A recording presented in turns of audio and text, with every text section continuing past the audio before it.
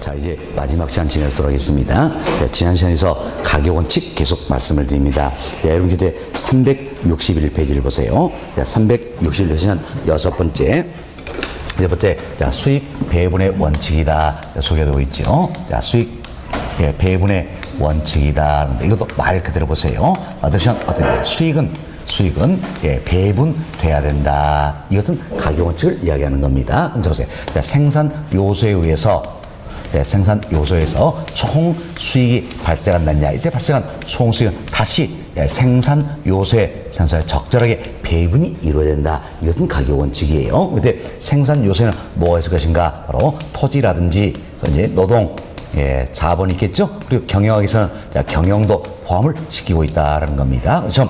토지, 노동, 자본, 경영 등 생산 요소에 발생하는 총 수익은 다시 이 생산 요소에 적절하게 배분이 되었다는 이야기예요. 배분되는데 잘 보세요. 토지는 움직일 수 있다 없다? 없다. 꼼짝 말하지요. 그렇지만 노동이나 자본이나 경영 이 부분은 빨리 배분 안 해주면 도망가 버릴 수가 있다는 이야기예요. 그렇죠? 그럼 도망 못 간 토지는 어때? 꼼짝 말하고 나머지는 도망갈 수가 있더라. 그래서 도망갈 수 있는 이 부분에 대해 먼저 배분해 주자는 이야기예요.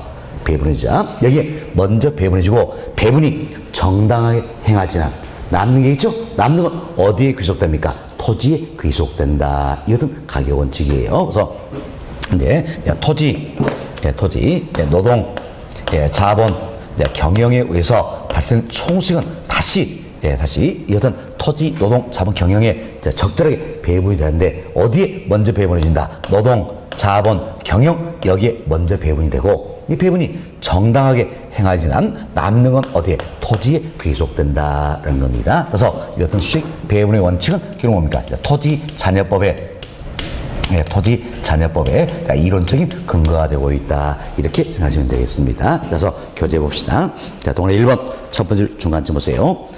부동산 수익은 자본, 노동, 경영 등에 배분되고 남는 잔여 수익이 배분되는 바 이런 잔여 수익 크기가 토지 가치의 형성에 영향을 미치는 원칙이다라는 겁니다. 결국 배분이 정당하게 행하지 않아 남는 건 어디에 귀속되는 겁니까? 토지에 귀속된다 그 이야기예요. 이렇게 생각하시고 다음 동그라미 3번에 니은번 첫 번째 끝 보세요. 토지자녀법의 논리적인 근거가 되고 있다. 이것은 가격 원칙이 어때? 수익 배분의 원칙이다. 이렇게 생각하시면 되겠습니다. 이 정도로만 이해하시고요. 다음 양호 7번. 기여의 원칙이다. 소인데 역시 또 이제 중요한 거 하나 더 나왔습니다. 기여의 원칙도 잘 보셔야 될 부분이에요. 기여 원칙은 부동산의 가격은 생산비 합이 아니란 이야기예요. 부동산 가격은 생산비 합이 아니다라는 이야기예요. 각 구성 요소가 기여하는 정도에 따라서 결정이 된다는 이야기예요. 그래서 구성 요소의 기여도의 합이다라는 겁니다. 자, 잘 보세요. 기여의 원칙에서는 부동산의 가격이라는 것은 생산비의 합을 뜻합니까? 기여도의 합을 뜻합니까? 기여도의 합이다라는 겁니다. 기여도 합이다. 이건 가격 원칙은 우리가 예를 한번 들어봅시다. 자, 여기에 여기는 건물이 있다는 이야기예요. 이 건물인데 이 건물이 50억짜리입니다. 50억짜리 이 건물에 여기에 1억 들여서 엘리베이터를 설치한다는 이야기예요.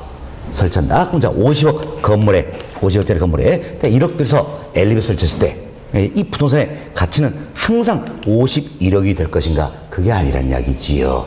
만약에 이 건물의 가치가 51억이라면 이는 어때? 50억에 1억 더한 생산비 합이 된다는 이야기예요. 그죠? 그렇지만 이 50억짜리 건물에 1억 들여서 엘리베이터 설치했을 때 경우에 따라서는 51억보다 어때? 더 높게 평가될 수도 있지만 더 낮게 평가될 수도 있다는 이야기예요.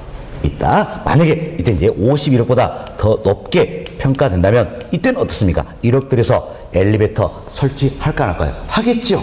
그래서 엘리베이터 설치한다는 이야기예요. 어떻습니까? 바로 엘리베이터 이 건물의 기여한 정도가 크기 때문에 51억보다 높게 평가된다는 이야기예요. 결국 엘리베이터는 부분이지요.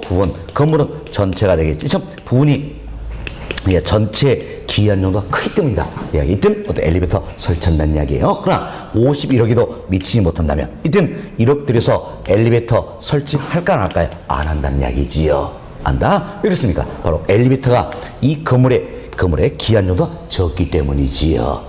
따라서 부분이 전체 기한 정도가 적기 때문에 이땐 엘리베이터 설치하지 않는다라는 겁니다. 않는다. 이렇게 보시면 되겠어요. 그러니까 이 내용을 보니까 결국 부동산의 가치는 생산비의 합입니까? 기여도의 합입니까? 기여도의 합이 된다라는 겁니다. 여러 가지 사용 방법 중에서 기여도가 가장 높은 사용 방법으로 선택할 필요가 있다. 이렇게 생각하시면 되겠습니다. 그럼 자, 이분도 마찬가지네요. 참 엘리베이터를 설치할지 말지 판단할 수 있는 하나의 기준이 된다는 이야기예요. 그래서 엘리베이터를 설치한다는 이야기는 추가로 투자하겠다는 이야기죠. 엘리베이터 설치하지 않겠다는 이야기는 뭡니까? 추가로 투자하지 않겠다. 이런 내용이 되겠죠. 그래서 역시 추가 투자의 적부 여부를 판단할 수 있는 가격 원칙이 된다. 이렇게 보시면 되겠어요. 그래서 우리가 추가 투자의 적부 여부를 판단하자. 추가로 투자를 할지 말지 이 여부를 판단할 수 있는 가격 원칙은 크게 두 가지 우리 설명드렸네요. 하나는 뭡니까? 수익 재정 체감의 원칙이었지요. 또는 뭡니까?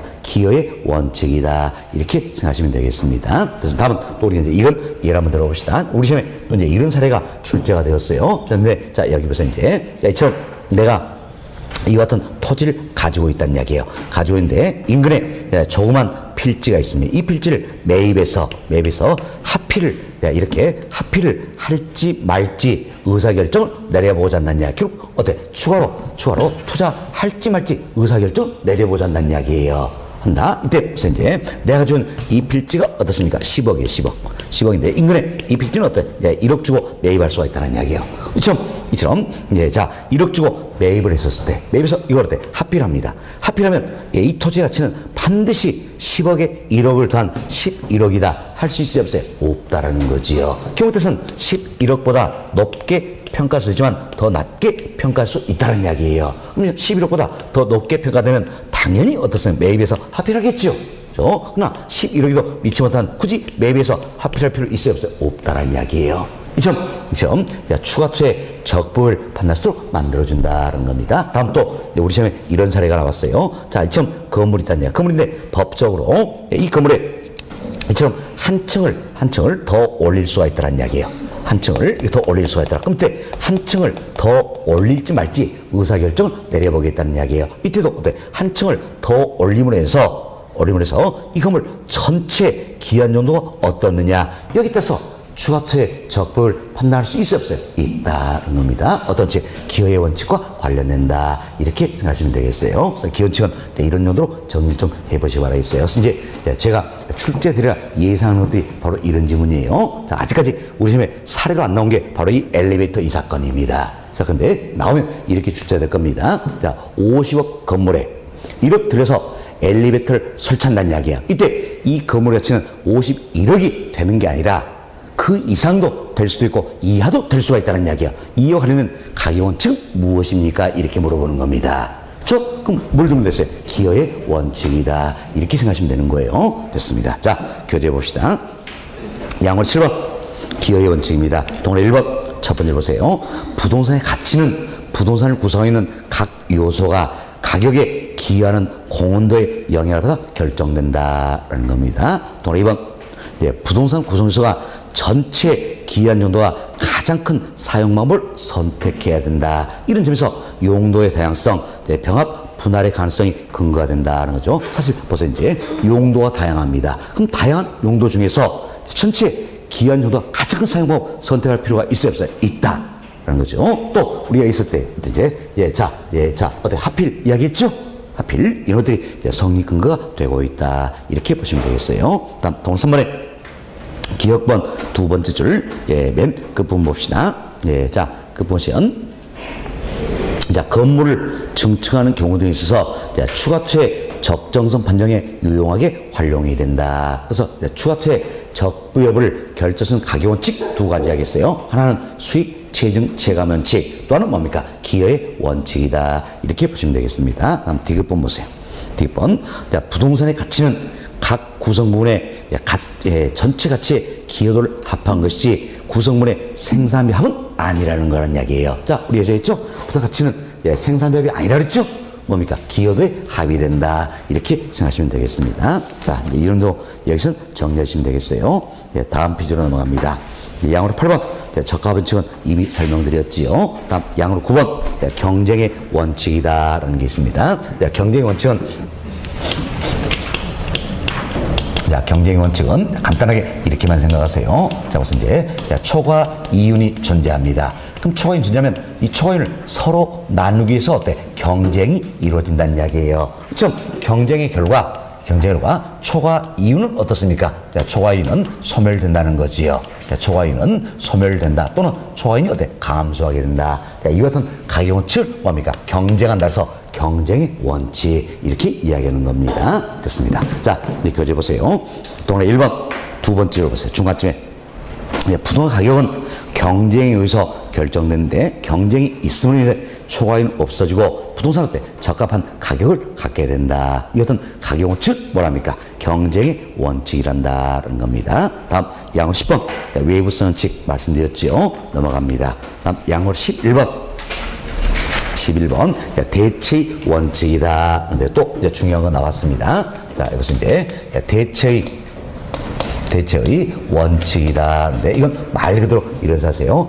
부동산 상환의 대체 경쟁 과정에서 가격이 형성된다 그 이야기예요. 대체 경쟁 과정에서 가격이 형성된다라는 겁니다. 그럼 이때 대체 관계가 성립되기 위해서는 부동산 상환의 차별성이 있어야 될까요? 동일성 또는 유사성이 있어야 될까요? 동일성 또는 유사성이 있어야 대체되겠죠. 자, 이 생각하시고 다음 보세요. 이제 가격이 동일합니다. 그럼 가격이 동일하면 효용이 높은 게 선택될까요? 낮은 게 선택될까요?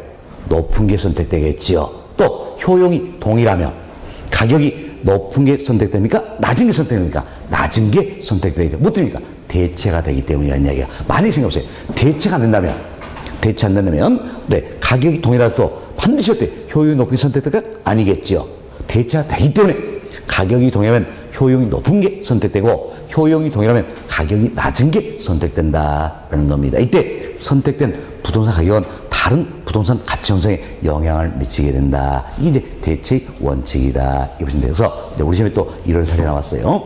가격이 동일할 경우 효용이 낮은 부동산 선택되고 선택된 부동산 가격은 다른 부동산 가치 형성에 영향을 미치게 된다. 관련된 가격 원칙은 무엇입니까? 이렇게 물어보는 겁니다.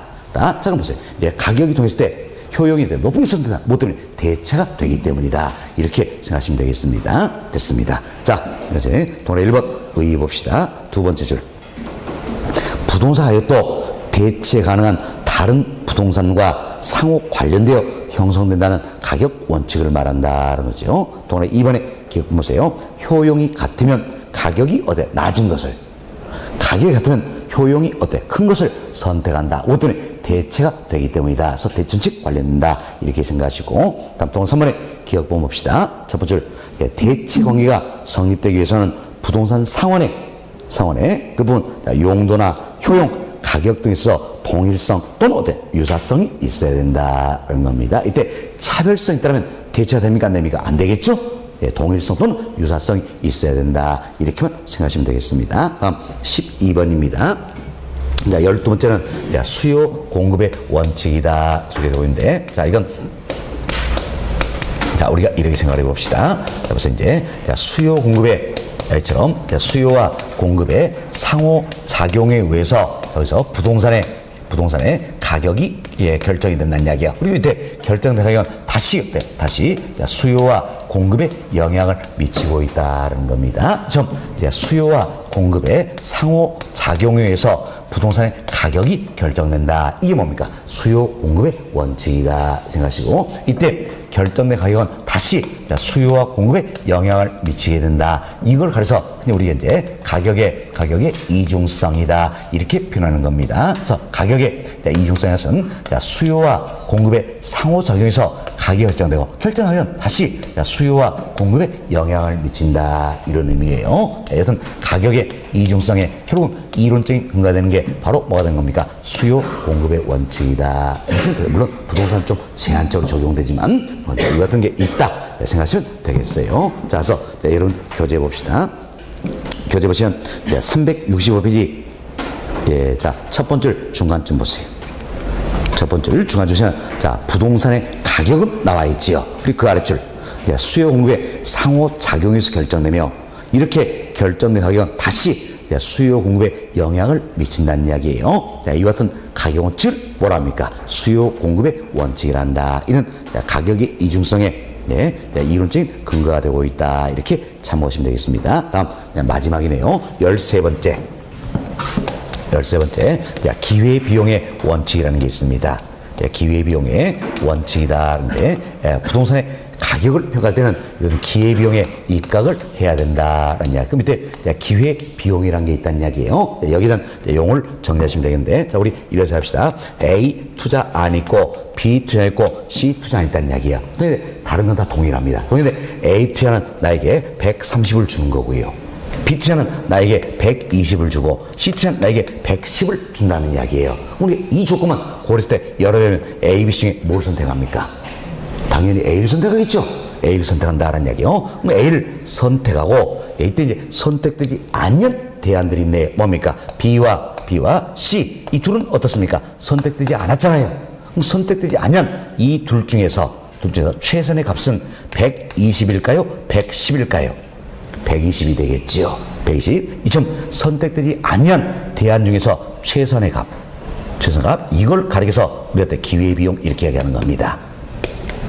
기회비용 이렇게 이야기하는 거예요. 그럼 왜 A가 선택이 됐을 것인가? 왜 A가 선택했을까요? 당연히 기회비용보다도 크기 때문에 선택이 된다는 이야기예요. 그래서 어찌 보면 이 기회비용에서는 결국 뭡니까? 율적인 개념을 따지면 요구수익률이 되는 겁니다. 요구수익률이다. 이렇게 보시면 이 같은 기회비용의 입각에서 평가가 이루어져야 된다는 겁니다. 자, 이걸 가리켜서 우리가 이제 기회비용의 원칙이다. 이렇게 표현하는 겁니다. 그래서 동그라미 1번 보세요. 동그라미 1번. 어떤 대안을 선택함으로 인하여 선택되지 않은 다른 대안 중 가장 큰 비용을 뭐라 했습니까? 기회비용. 자, 부동산 가격은 이런 기회비용을 반영하고 있다. 이게 기회비용의 원칙이다. 이렇게 보시면 되겠어요. 자, 이렇게 해서 저희들이 이제 가격 재원칙 13가지를 다 말씀을 드렸습니다. 다 말씀드렸는데 13가지 중에 가장 중요하다고 할 수 있는 가격 원칙이 뭡니까? 균형의 원칙, 그리고 적합의 원칙이라는 이야기예요. 이 다음으로 중요한 변동의 원칙, 기여의 원칙, 대체의 원칙 이런 정도란 이야기예요. 아시겠죠? 그래서 이제 종류가 너무 많아서 여러분 어렵게 느끼실 거지만 특히 이런 정도는 정리가 좀 되셔야 된다는 겁니다. 자, 그리고 여러분 교재 366페이지를 한번 봅시다. 366페이지에 문제 한번 풀어봅시다. 문제 4번. 자, 보기와 관련이 깊은 가격 원칙을 맞게 나열한 것은, 자, 첫 번째 점 보세요. 기능적 감가 나와 있죠? 지금 기능적 감가의 이론적 근거가 되는 가격 원칙은 뭐였습니까? 균형의 원칙이었지요. 균형의 원칙. 다음, 거기 보세요. 경제적 감가다. 자, 경제적 감가의 이론적 근거가 되는 가격 원칙은 뭡니까? 적합의 원칙이었다. 아시겠죠? 다음 점, 기준시점이 필요하다. 참, 기준시점을 명확히 해야 된다냐. 근데 가격은 변하기 때문에 어떤 원칙? 변동의 원칙이다. 이렇게 생각하시면 되겠습니다. 그래서 답은 몇 번입니까? 5번. 이렇게 보시면 되는 겁니다. 다음 문제 5번 봅시다. 자, 부동산 가격 원칙 설명으로 틀린 것은, 자, 1번. 최유효용은 대상자의 물리적 재택 가능성, 합리적 합법적인 이용, 최고 수익성을 기준으로 판정할 수가 있다. 참고만 하시기 바라겠고, 2번 봅시다. 2번. 자, 균형의 원칙은 구성요소의 결합이 된 내용으로, 자, 보세요. 균형의 원칙은 대상자산 자체인 거잖아요. 대상자산 자체로 내부 구성요소 간의 균형이 맞아야 된다는 이야기예요. 자, 그래서 거기까지 맞습니다. 그 다음 보세요. 균형을 이루지 못한 과잉 부분 나와 있죠. 그럼 자, 내부적으로 균형을 이루려다 균형이 안 맞다는 이야기예요. 같이 손실이 오겠죠. 이때 적용되는 감가는 뭐가 됩니까? 기능적 감가가 되겠지요. 그래서 그 다음 보시면 원가법을 적용할 때 경제적 감가로 처리한다. 잘못되어 있지요. 경제적 감가입니까? 기능적 감가입니까? 기능적 감가다. 이렇게 생각하시면 되겠습니다. 2번이 잘못된 내용이지요. 3번 보세요.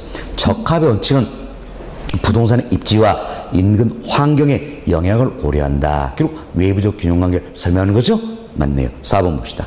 대체 원칙은 부동산 가격이 대체관계의 유사 부동산부터 영향을 받는다는 거지요. 이러면서 거래세법의 토대가 될 수가 있는 겁니다. 우리 아직 거래세법 안 배웠으니까 조금 뒷지문이 어려우실 거예요. 다음 5번 봅시다.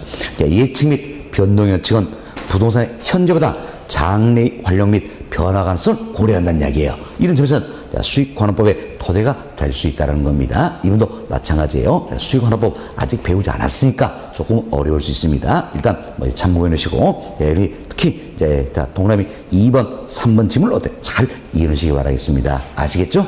됐습니다. 자, 그럼 우리가 두 문제 풀어왔어요. 답은 다 어디에 있습니까? 균형의 원칙, 적합치 다 관련되잖아요. 이 두 가지에서 제일 중요한 부분이다. 이렇게 생각하시고 잘 정리해 주시기 바라겠습니다. 자, 다음 여러분 교재 368페이지 보세요.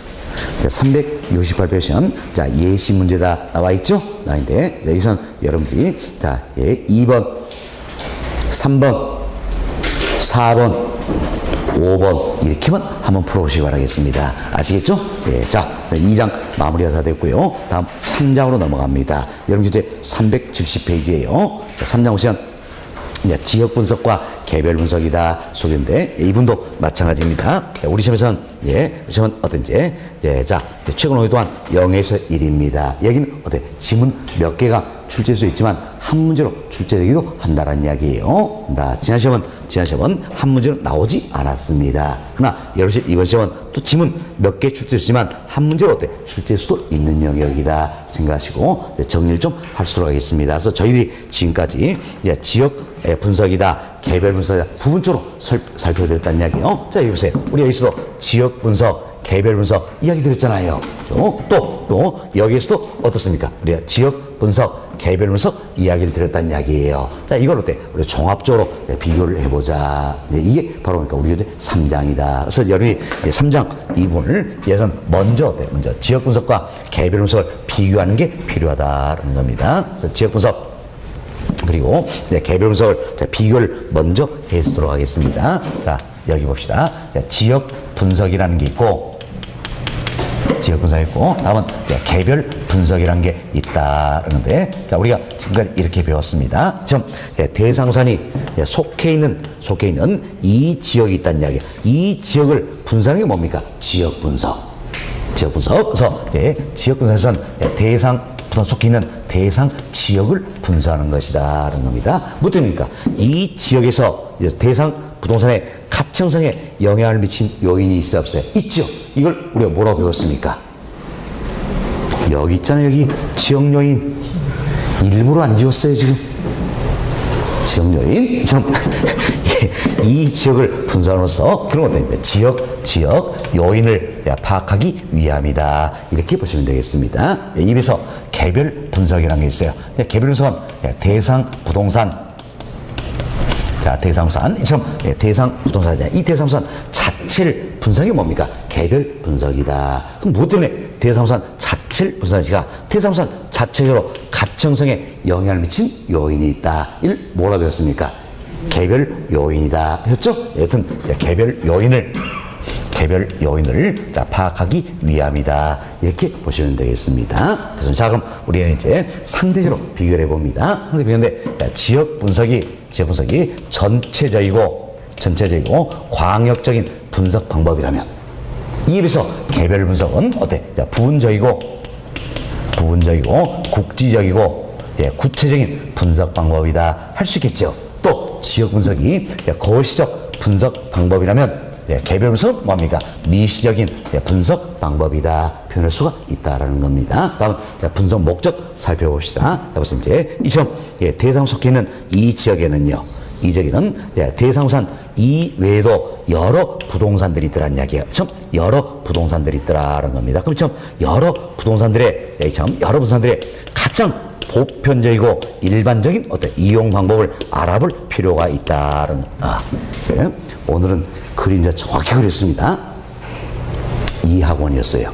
작년에 또 제가 이런 질문을 받았습니다. 절대 여러분 이런 일 하지 마시기 바라겠습니다. 자, 작년에 제가 이제 이 그림을 그리면서 그래서 여기다 전부 다 빗금을 이렇게 3개죠, 3개. 여기는 2개 딱 이렇게 하는 모양이에요. 그렇죠? 왜 여긴 2개입니까? 이것 질문하시더라고요.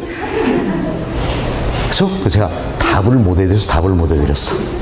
그래서 이런 건 절대 질문하지 마세요. 하다 보면 그럴 수도 있는 거예요. 그래서 오늘 의도적으로 지금 아침부터 제가 마음 먹고 나왔어요. 3개씩 다 해야 되겠다. 자, 됐습니다.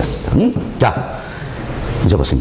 이제 대상 속해 있는 이 지역에는 여기는 대상부동산 이외에도 여러 부동산들이라는 얘기예요. 지금 여러 부동산들의 가장 일반적이고 보통적인 이용 방법이 있다는 겁니다. 자, 이걸 그래서 우리가 뭐라 하느냐, 바로 표준적 이용이다, 이렇게 이야기하는 겁니다. 또는 표준적 사용이다 표현하죠. 그럼 어떻게 이제 자, 이 지역을 분석함으로써 이 지역의 가장 일반적이고 보통적 이용 방법인 표준적 이용을 파악할 수 있어요, 없어요? 있지요.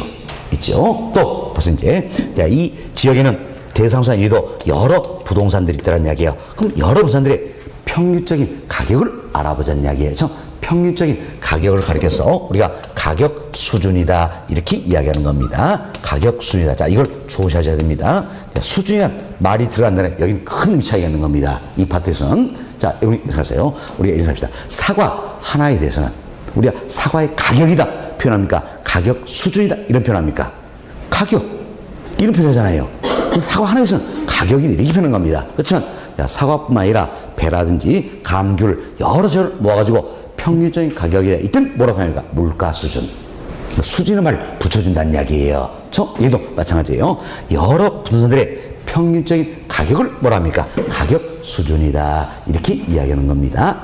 우리 이제 지역 분석을 통해서 그래서 이 지역의 표준적 이용을 파악할 수 있다는 이야기예요. 또 가격 수준을 파악할 수가 있다. 이렇게 보시면 되겠어요. 결국 이 대상 지역의 표준적 이용을 확인을 하고 가격 수준을 판단한 작업이 바로 뭐가 되는 겁니까? 지역 분석이 되는 거예요. 지역 분석입니다. 다음은 무슨 이제 개별 분석입니다. 개별 분석은 대상부동산 이 자체를 분석하는 거죠. 그럼 대상부동산은 가장 좋은 용도로 쓰여져야 되겠지요. 최유효용이 된다는 이야기예요. 최유효 이용이 돼야 된다는 겁니다. 이점 대상부동산의 최유효용을 확인을 하고 대상부동산 하나니까 뭐가 됩니까? 가격이 되겠지요. 가격. 그래서 대상부동산의 구체적인 가격을 판정하고자 한다. 이 작업을 뭐라 합니까? 개별 분석이란다. 이렇게 보시면 되겠어요. 그래서 여러분이 여기서 특히 이 부분 용어 정리가 잘 되셔야 되는 겁니다. 여기서 이제 대상 지역입니다. 대상 지역의 표준적 이용을 확인하고 가격 수준을 판단한 작업을 뭐라 합니까? 지역 분석. 그래서 다음은 대상 부동산이에요. 대상 부동산의 최유효 이용을 확인하고 구체적인 가격을 판단 작업을 뭐라 합니까? 개별 분석이란다. 이렇게 보시면 되겠습니다. 자, 따로 적으실 필요 없어요. 오늘 여러분께 제공된 프린트물로 맨 마지막 페이지 봐보세요.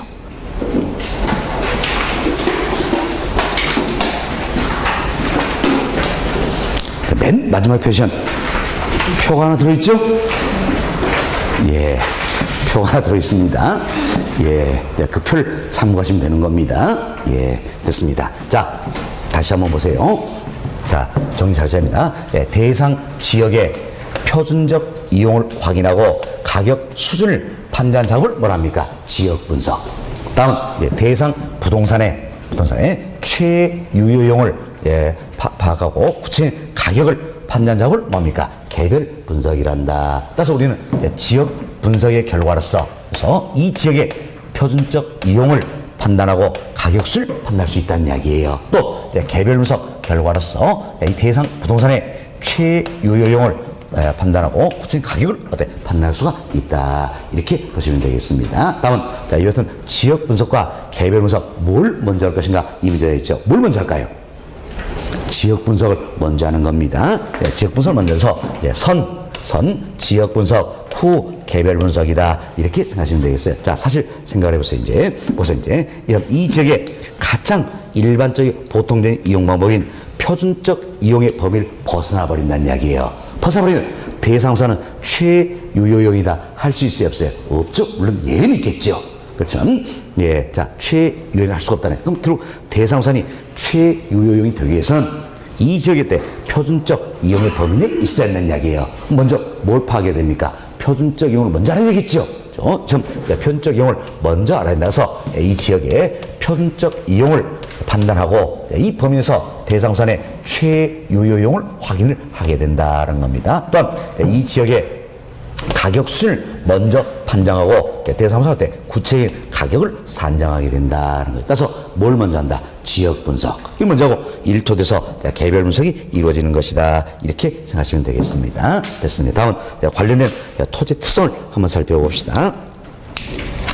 특성을 살펴보는데 지역 분석은 자 보세요. 이제 이 지역을 분석합니다. 뭐 때문입니까? 바로 이 토지는 움직이지 않느냐. 움직였기 때문에 이 지역으로부터 영향을 받겠죠? 어떤 성? 부동성. 또 인접됐으니까 인접된 토지로부터 영향을 받는다. 그래서 인접된 토지를 분석한 이 지역을 분석하는 거죠. 그래서 이제 지역 분석은 결국은 부동성, 인접성, 이 같은 특성과 관련이 된다. 이렇게 보시면 되겠어요. 개별 분석입니다. 모두가 다르기 때문이죠.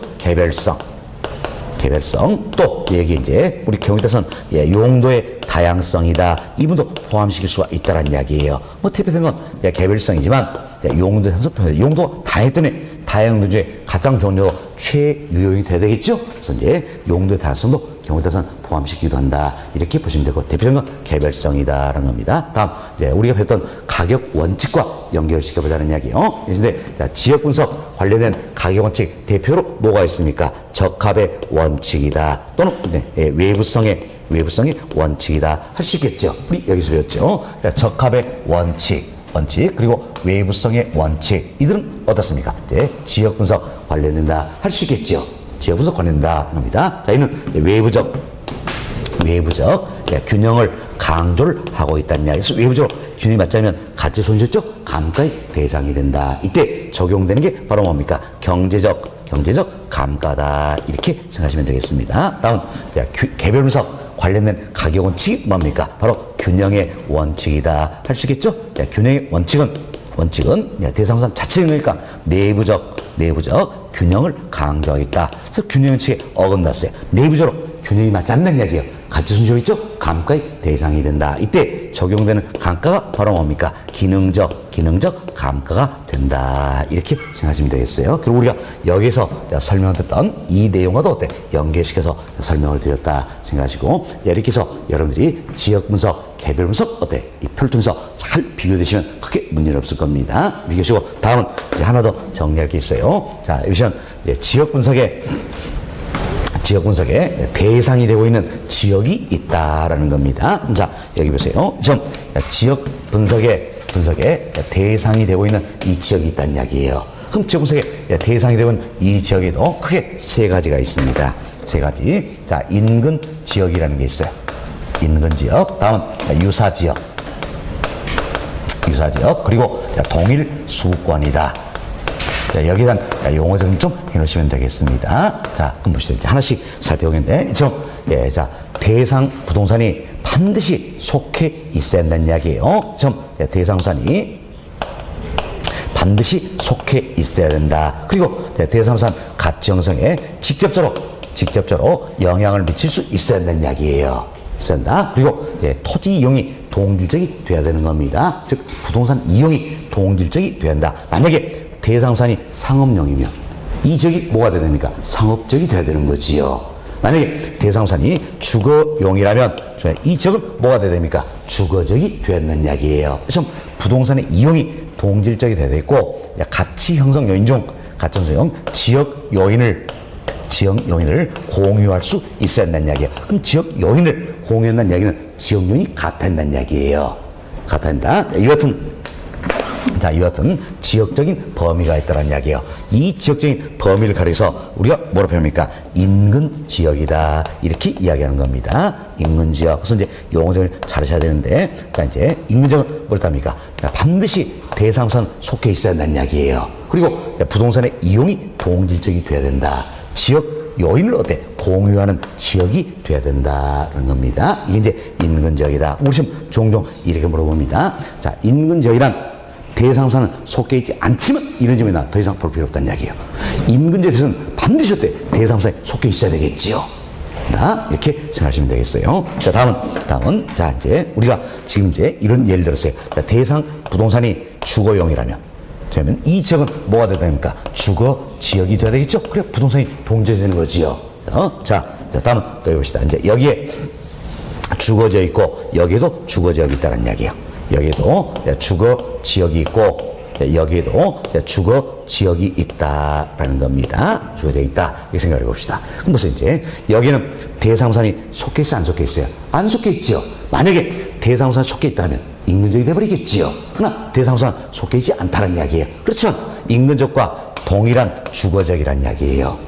주거지역. 그래서 인근지역과 지역적 특성이 어때? 유사하다는 이야기예요. 유사다. 이름에서 이걸 우리가 유사지역이다. 이렇게 이야기하는 겁니다. 유사지역. 제가 그림을 두 개 그려드렸어요. 유사지역이다. 자, 이건 이런 이유입니다. 자, 이 유사지역은 이처럼 인근지역과 지리적으로 접해 있을 수도 있다는 이야기예요. 그러나 떨어져 있을 수도 있다는 이야기예요. 그래서 거리 원근 이런 걸 따지지 않겠다는 이야기예요. 거리가 멀고 가깝고 따지지 않겠다는 이야기예요. 그래서 원근 이런 걸 따지지 않고 인근지역과 지역적성이 유사하다면 뭐가 되는 겁니까? 유사지역이 되는 것이다. 이렇게 생각하시면 되겠습니다. 다음은 여기에 있는 이제 인근지역과 유사지역을 포함합니다. 포함해서 대상우산과 대체 경쟁성이 되는 최원망권, 가장 멀리 있는 권역이 있다는 이야기예요. 권역. 자, 이걸 가리켜서 우리말로 시가 동일수권이다. 이렇게 표현하는 겁니다. 이걸 해서 동일수권이다. 그럼 결국 동일수권에서는 대상우산과 어때? 대체 경쟁 관계가 성립되고 있는 최원망권이다. 알 수 있죠?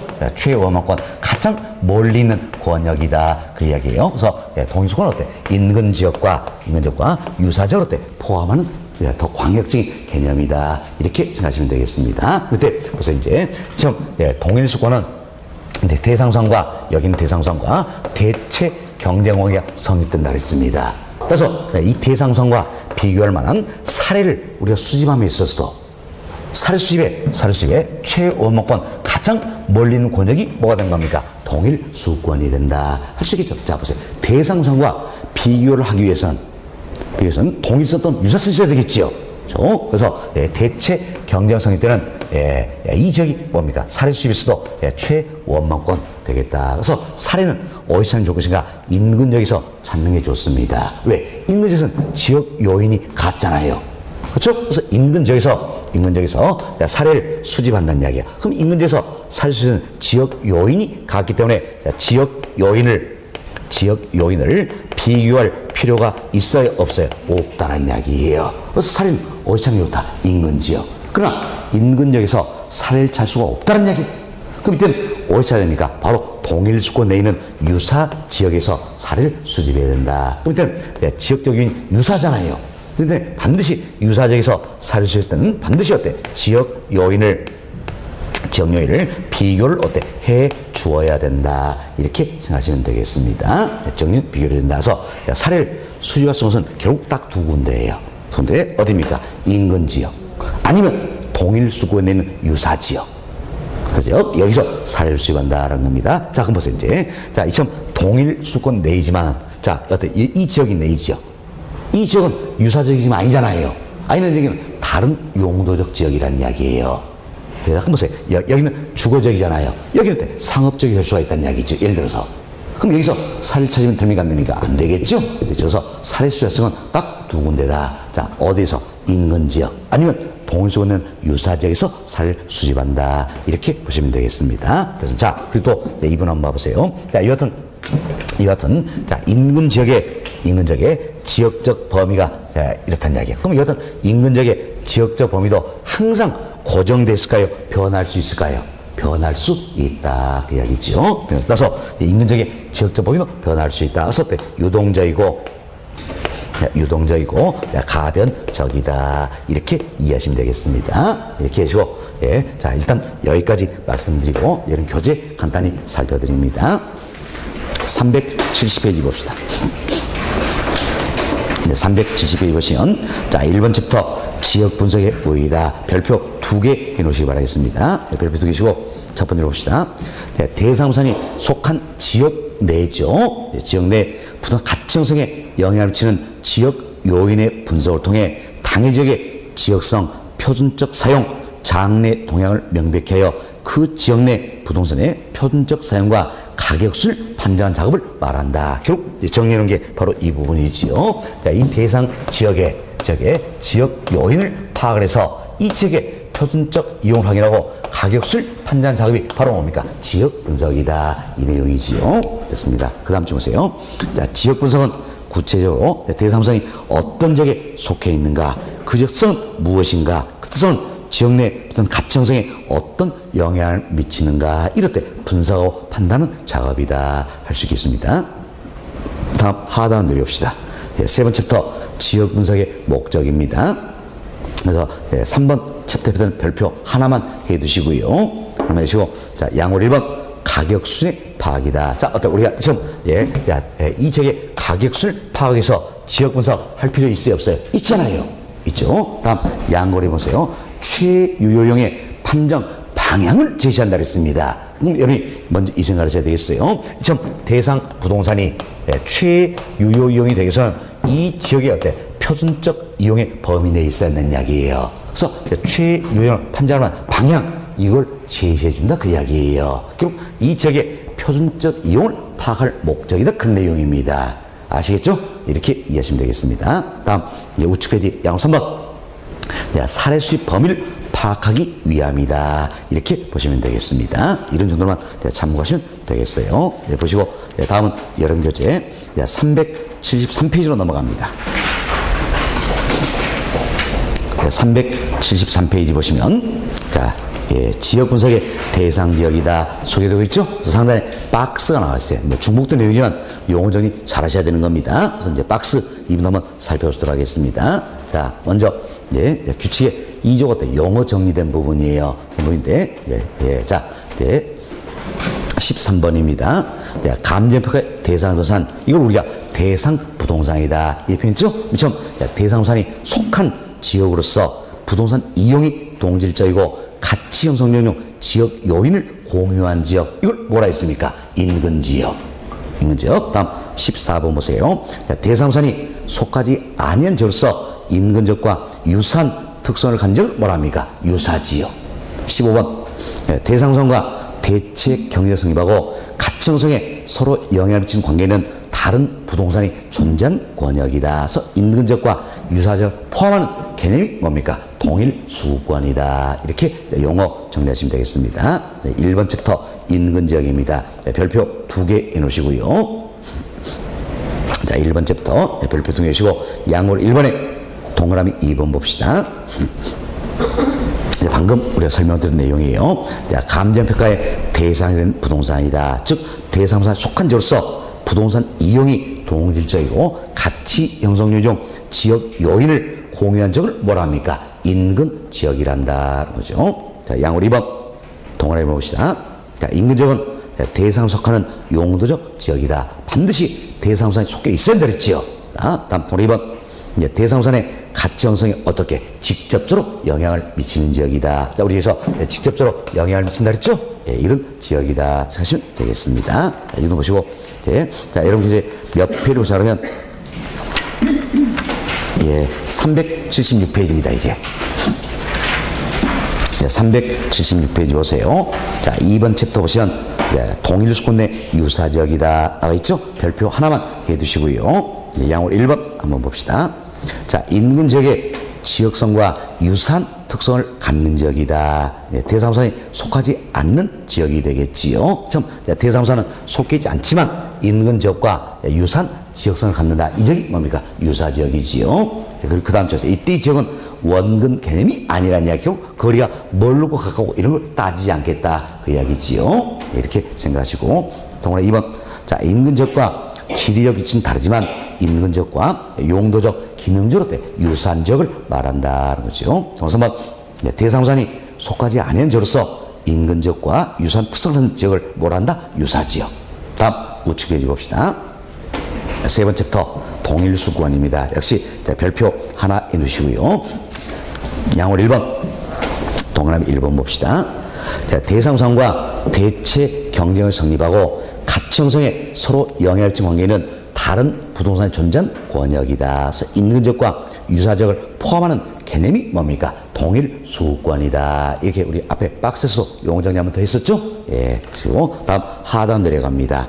그러면 양호 4번 자, 용도 지역별 동일성의 파악이다라는 건데, 자, 보세요. 이제 이처럼 예를 들어서 주거지역입니다. 주거지역에 이 같은 동일성의 범위는 어떻게 결정되냐 그 이야기예요. 여기 그래서 주거적 이 같은 경우에는 이제 기억번이죠. 예, 자, 파란 글씨 보세요.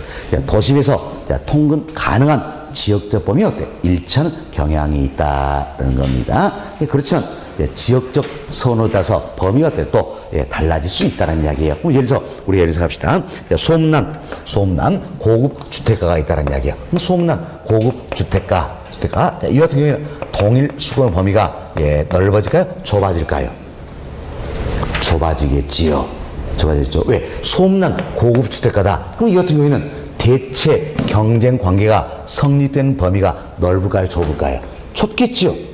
그럼 그 동일성 범위는 넓어집니까? 좁아집니까? 좁아진다는 이야기예요. 좁아진다. 이처럼 지역적 선호에 따라서 동일성 범위는 어때? 달라질 수 있다. 이렇게만 생각하시면 되는 겁니다. 됐습니다. 자, 이 정도 보시고요. 다음 여름 교재 378페이지예요. 니은번입니다. 2번 상업지입니다. 첫 번째 상업지는 뭡니까? 배후지, 즉 상권을 배경으로 해서 형성된 경향이 있다 보시면 되죠. 자, 배후지는 뭐를 말합니까? 상권이죠. 상권. 다음 디귿번 봅시다. 공업지입니다. 공업지 동일성에다 첫 번째를 제품의 생산성과 판매 비용의 경쟁성을 중심으로 하여 동일성이 결정된다. 결국 공업지는 생산성 이걸 배경으로 해서 동일성이 형성된 경향이 있다. 이렇게 생각하시면 되겠습니다. 그래서 주거지는 뭡니까? 도심으로 통근 가능한 지역적 범위.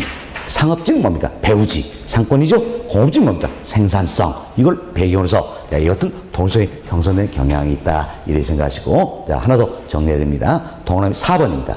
4번. 자, 후보지와 이행지다 소개되는데, 자, 이제 후보지는 뭘 답니까? 자, 전환이 진행 토지를 말하는 거죠.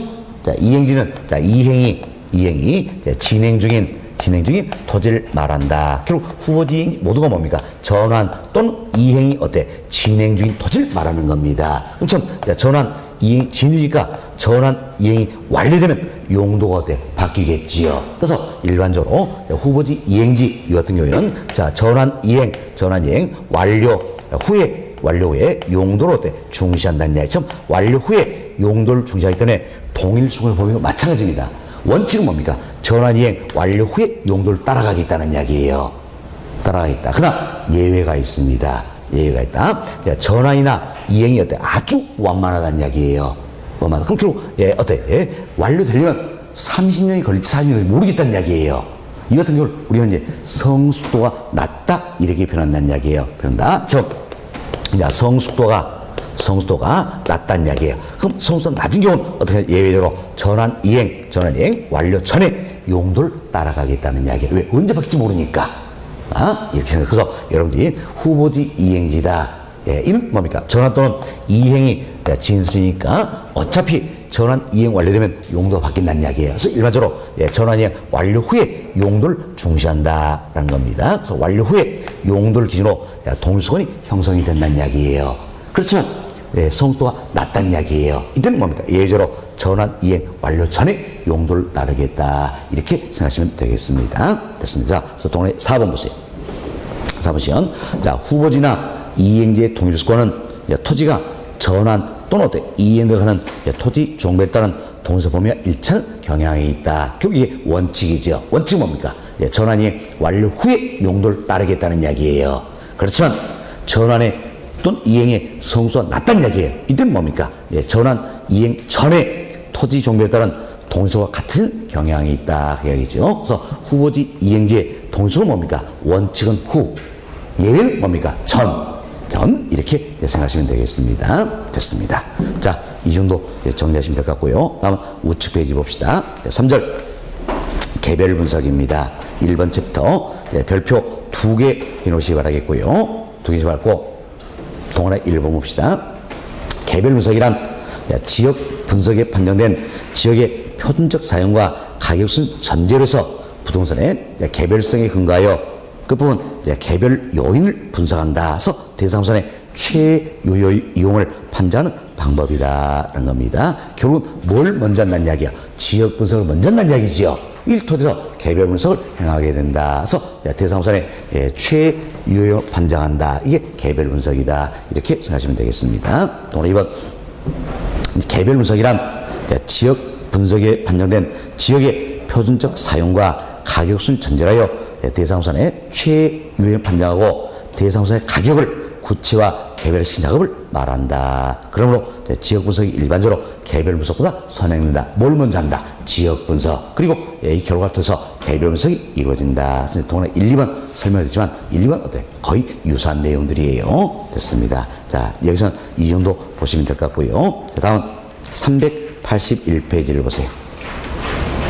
381페이지 4번 챕터 지역 분석과 개별 분석 관계다. 그래서 표가 나와 있죠? 표가 나왔는데 이 표 중에 첫 번째 칸 보세요. 대상 범위.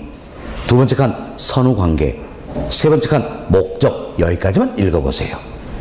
여기까지만. 나머지는 필요 없습니다. 여기까지만 읽어보시면 되겠다는 겁니다. 자, 이제 문제 1번 한번 봅시다.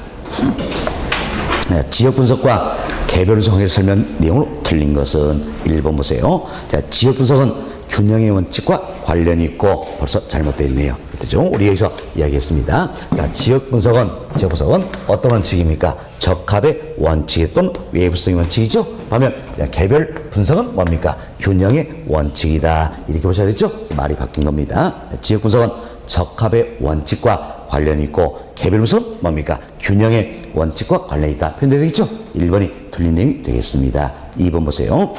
개별 분석의 최유용 판정은 인근 지역의 지역성에 제약하에 있으므로 인근 지역의 표준적 이용과의 상관관계를 명확히 해야 한다. 결국 이 인근 지역의 표준적 이용의 범위 내에서 대상우선 최유효용이 돼야 된다. 이런 내용이다라는 겁니다. 다음 3번 봅시다. 부동산의 감정평가를 구할 때는 먼저 지역 분석을 통하여 인근 지역의 가격순을 파악하고 그 가격순 중에 있는 개개의 분산의 가격을 판단한다. 뭘 먼저 하자? 지역 분석을 먼저 하고 일토수 어때? 개별 분석을 행하게 된다. 그래서 이 지역의 가격순을 먼저 판단하고 이 가격순 범위 내에서 대상우선이 어떻습니까? 구체적인 가격을 판정하게 된다. 이렇게 이해하시면 되는 겁니다. 자, 다음 4번 봅시다. 편적 이용 현상과 장래 동향을 명확히 하는 건 뭡니까? 지역 분석이 되겠지요. 다음 대상우선의 개별 요인을 분석하여 최유효용을 판정한다. 이는 뭡니까? 개별 분석이다. 그래서 맞는 표현이 되겠지요. 5번. 자, 지역 분석은 전체적 광역적인 개념이죠. 그래서 개별 분석 때 부분적 국지적인 개념이다. 주시겠습니다. 틀린 건 몇 번입니까? 1번. 이렇게 보시면 돼요. 어때? 이 표만 정리 잘 하시고, 인근적의, 이 표만 정리하시고, 이점 지역 분석의 대상이 되는 지역 세 가지 용어적인 잘 하시면 이 파트는 크게 문제가 없는 겁니다. 됐습니다. 이 보시고, 다음은 여름교재 383페이지입니다. 383페이지 예시 문제 들어있죠? 여기서는 여러분들이 2번, 3번, 4번 이 문제만 한 번쯤 풀어보시기 바라겠습니다. 아시겠죠? 자, 이렇게 해서 저희들이 이제 3장 지역 분석, 개별 분석 여기까지는 다 말씀을 드렸어요. 그래서 본 3, 4 과정에서는 여기까지 진행을 할 수 있도록 하겠습니다. 자, 이 내용 토대로 해서 5, 6 과정에서 어떤 이제 1, 2, 3장 뿐만 아니라 4, 5, 6장까지 포함해서 더 세부적으로 여러분께 설명을 좀 드리도록 하겠습니다. 자, 2달 동안 함께 해주셔서 감사드리고요. 자, 다음 주부터는 5, 6 과정이 시작됩니다. 5, 6 과정에 더 좋은 모습으로 뵙도록 하겠습니다. 수고하셨습니다.